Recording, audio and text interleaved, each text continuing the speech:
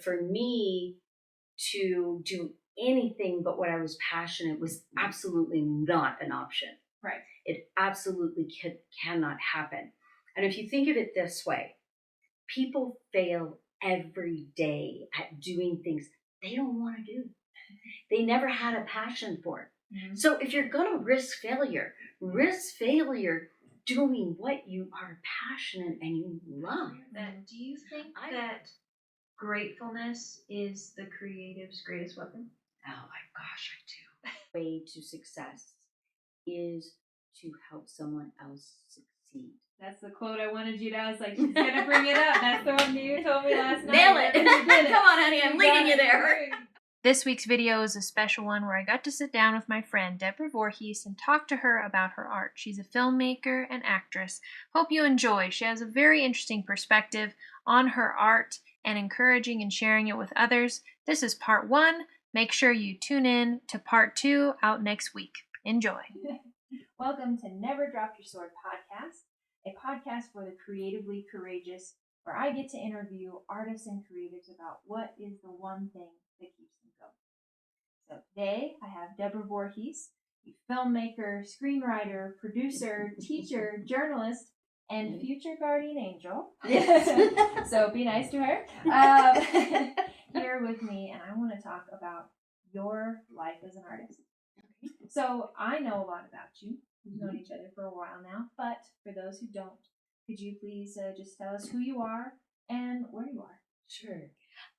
Well, I'm Deborah Voorhees. A lot of people in the arts and film community know me from Friday the 13th, Part 5, because I played Tina, Garden Shears Through the Ice.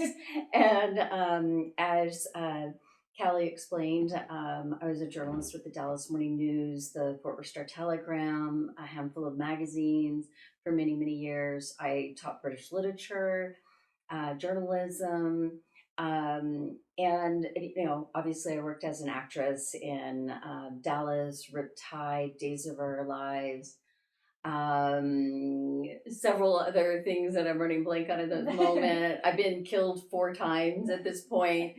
My little godson one day told me, he goes, "You got to stop doing that." And so, you know, but, you know, the question of who I am, those are a lot of things that I've done. But the question of who I am, I'm a human being on the planet Earth.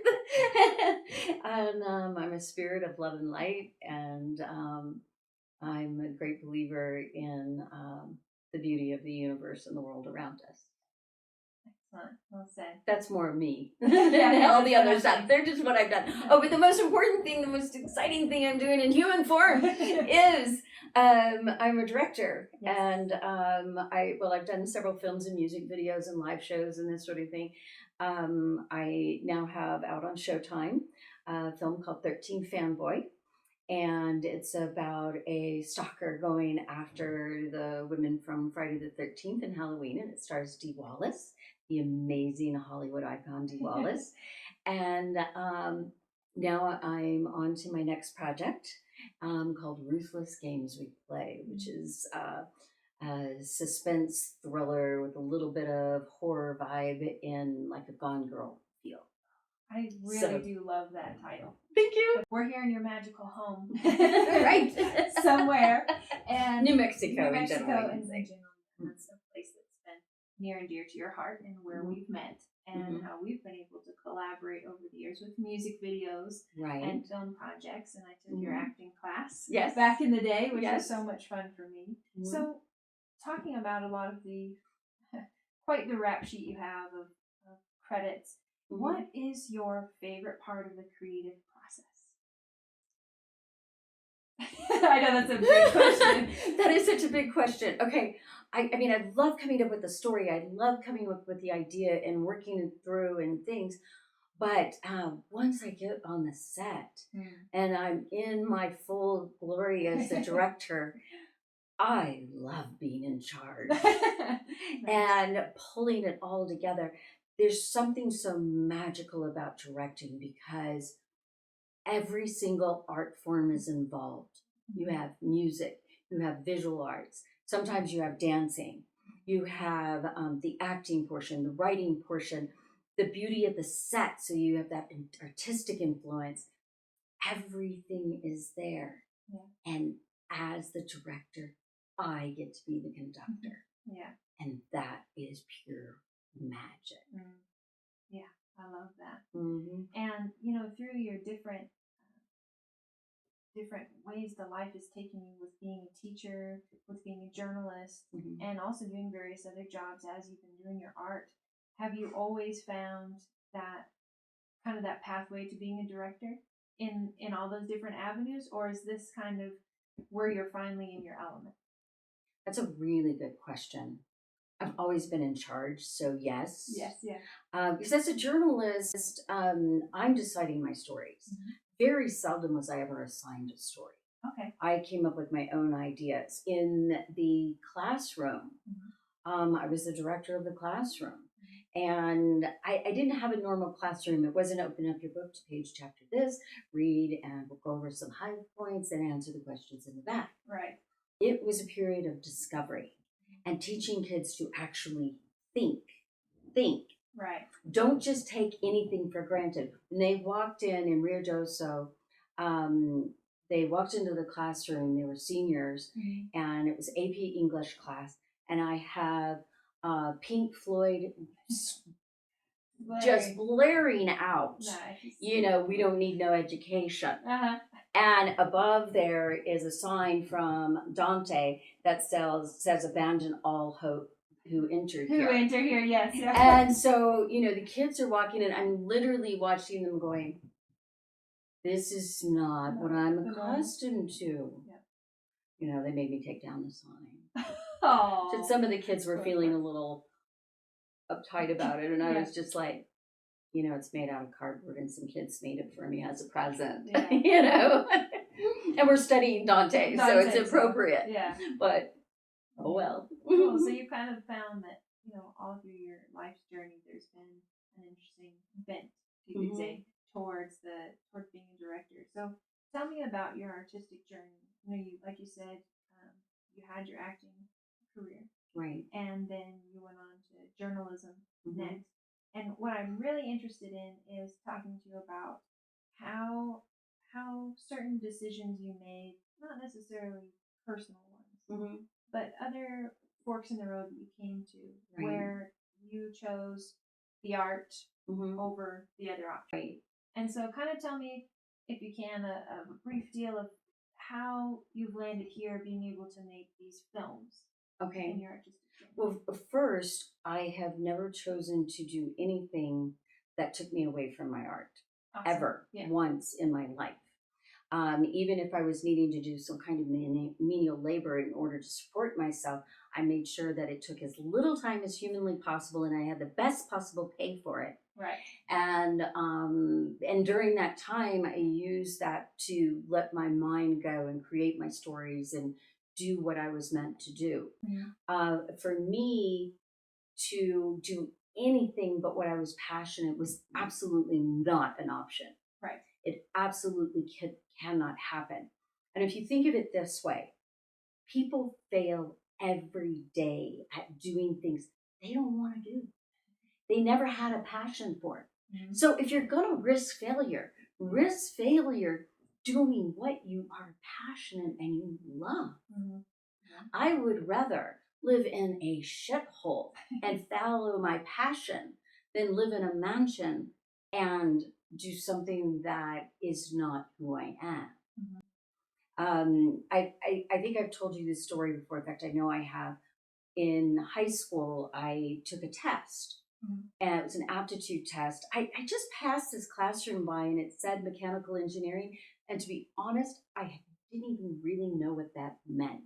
I had the very basic idea that they were building and creating things, but really knew nothing much more than that. Yeah. If somebody had said, well, can you explain the difference between mechanical and electrical engineering? I would have like a general idea, but I could not give somebody a very solid idea. Right. So I go in there and I take this test. And apparently I did very well at it. And I had a recruiter calling me at the home offering, they would basically pay for everything and get me on my way in mechanical engineering. And I remember the test, and I remember the kinds of things were in there. It was an aptitude test. Right. And you were able to use logic and how it would work. And you'd have to look at how the machines were moving to figure out how 20 places in, how this device would be moving and what would it be doing. And I was really good at it, apparently, which I didn't know I was good at it. It just kind of happened. Right.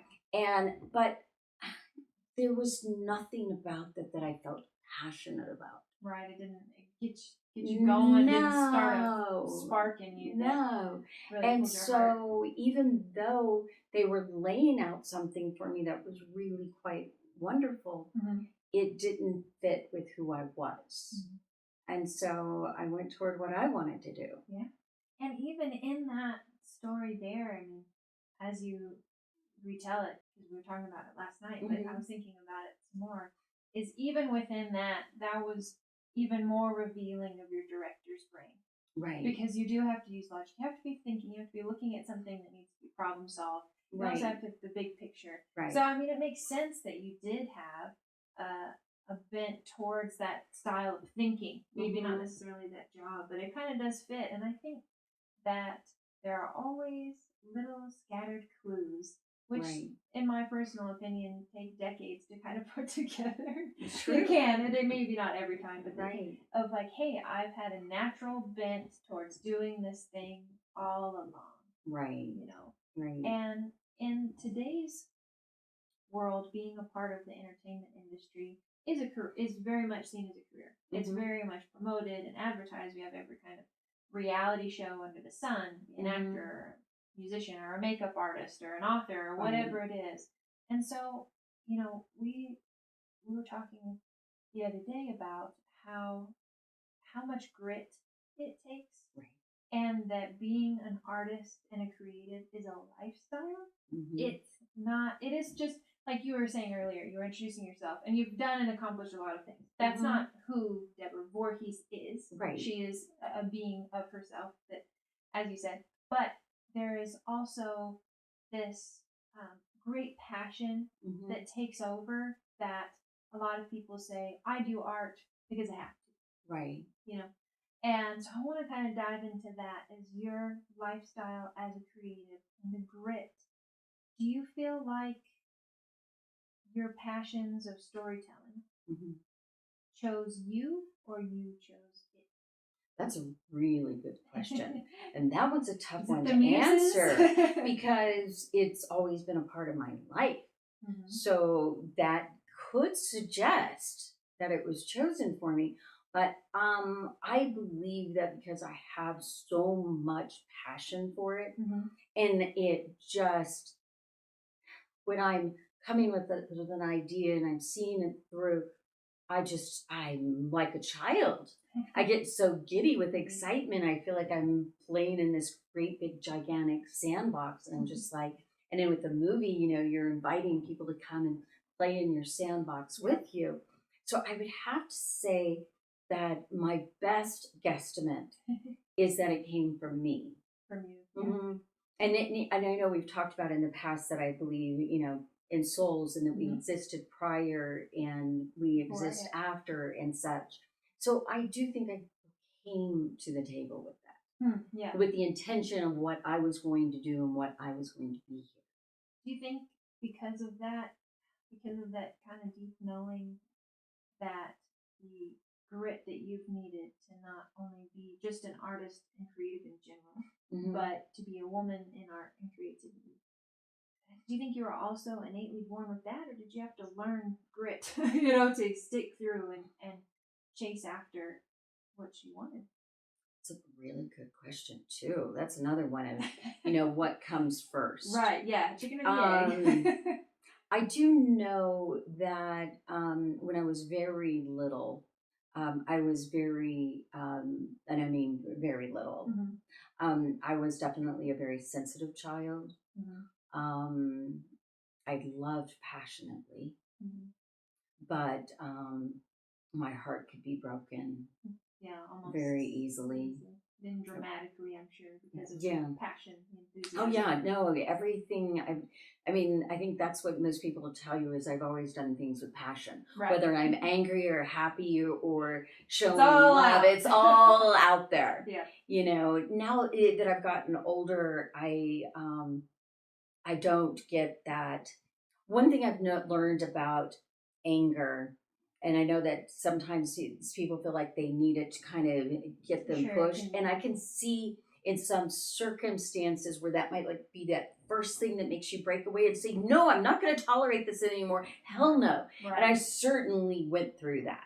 Okay, yeah. You know, I was raised, I had a father who, my biological father, who was very much into a woman's place. And I was like, oh, hell no. Right. That is not me. It's not going to happen. And it took him 30-something years for him to finally accept and truly embrace who I was. Wow. But how beautiful that he did. Yes. How completely beautiful. Because that was part of my job, is to teach him that. Yeah. Right. Yeah. You know?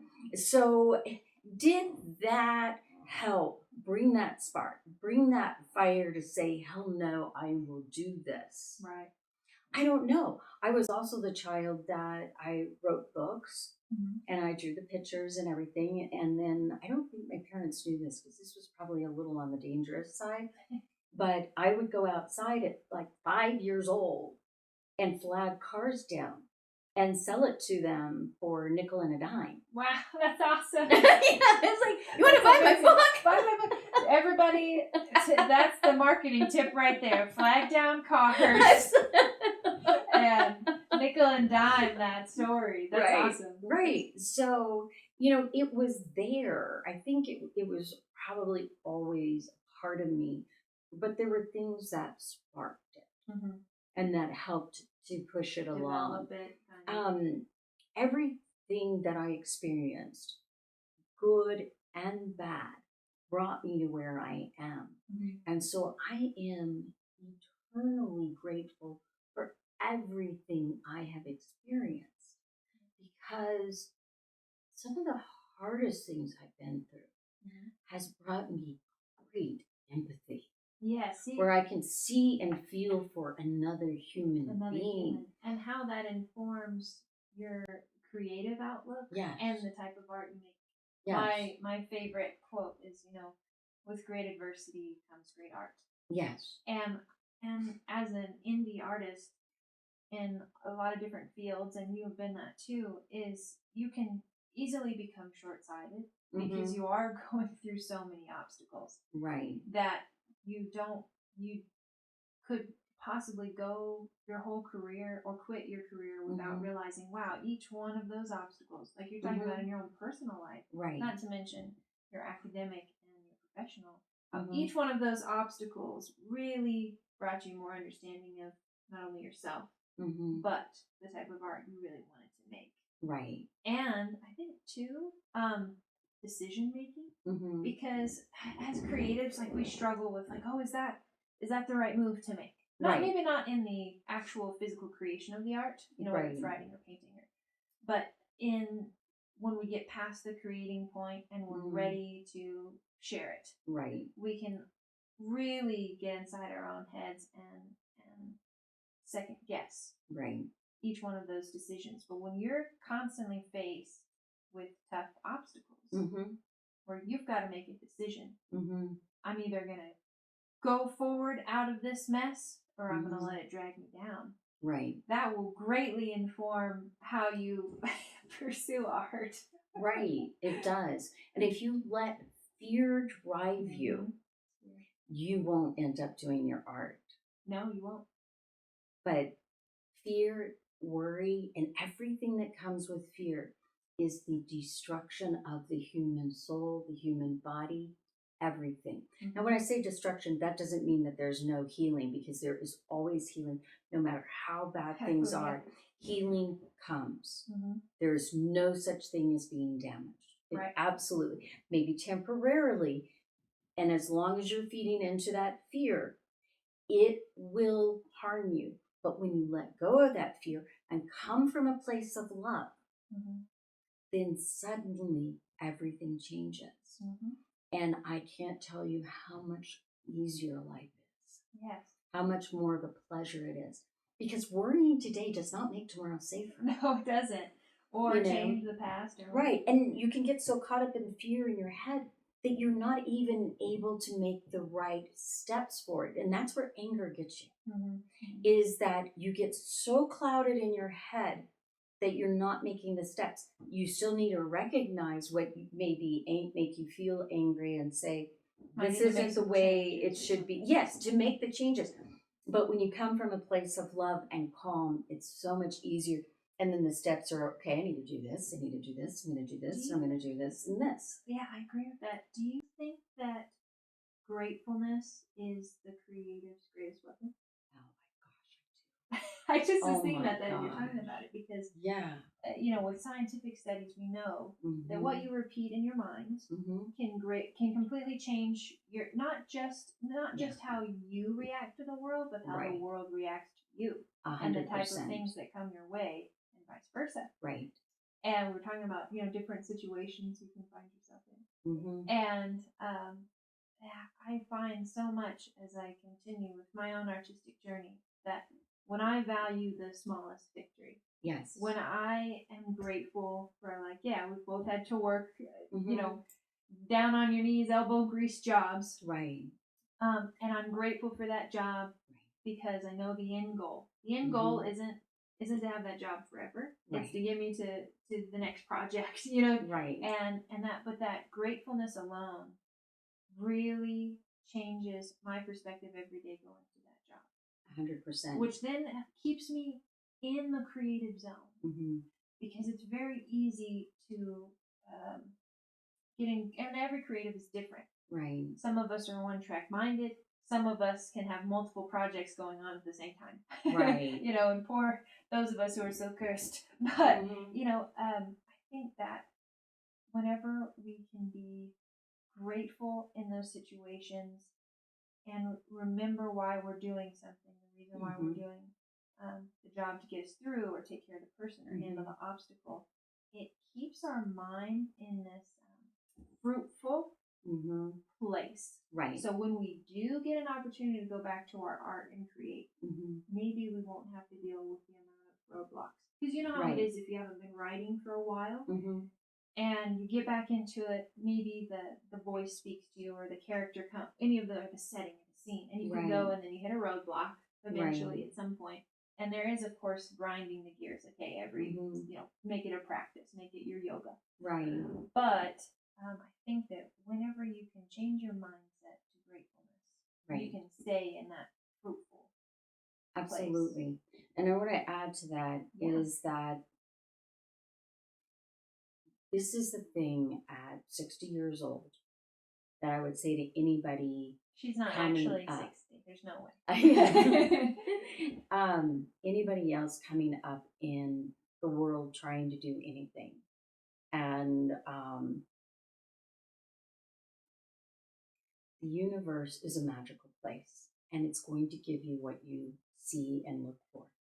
If you feel fear at every corner, you will see fearful things.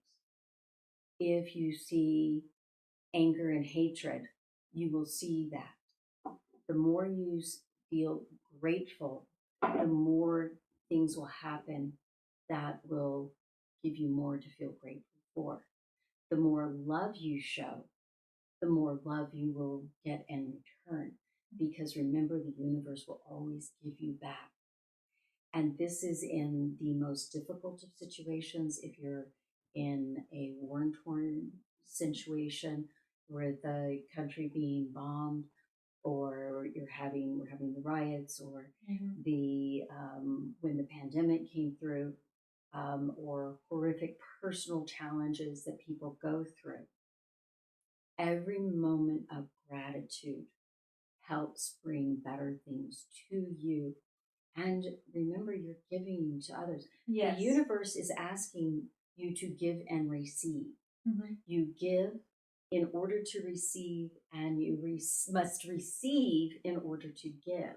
Yeah. Because if you don't receive, you don't have anything to get. Now, when I say that you give in order to receive, do not mistake that to say that when you give to an individual, that individual says you need to give me something back. No, you give it without any expectations, without any strings attached, but somewhere in the universe, it's going to come back to you. Well, it's that treat others how you want to be treated. Yes. And we were talking about that last night, too. We had a long conversation last night before all of this. But is that supporting other artists, being a part in whatever way you can in their creative journey, does nothing but help your own. Because it's that selfless act. It's the loving thy neighbor. And it's also a place where you can collaborate and brainstorm more. Absolutely. Yeah. When the fastest way to success is to help someone else succeed. That's the quote I wanted you to. I was like, she's going to bring it up. That's the one you told me last night. Nail it. Come on, honey. I'm leading you there. You did. It's awesome. Yep. You nailed it. That's so cool. So, who do you make art for?